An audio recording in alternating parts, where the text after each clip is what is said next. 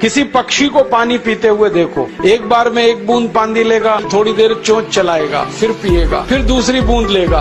कुत्ते को पानी पीते हुए देखो, चाट चाट के पानी पीता। शेर को पानी पीते हुए देखो, चाट चाट के पानी। जितने पक्षी एक एक घूंट पानी पीते हैं, किसी भी पक्षी और किसी भी जानवर को डायबिटीज नहीं है, किसी को अर्थराइटिस नहीं है। वो सब स्लिम और ट्रिम है, क्योंकि वो इतने होशियार हैं कि पानी चाट के पीते हैं या घूट घूट करके पीते। और हम मूर्खों के मूर्ख गटागट पानी पीते हैं। तो पानी पीने का तरीका बदल दो, घूट घूट भर के पानी पियो।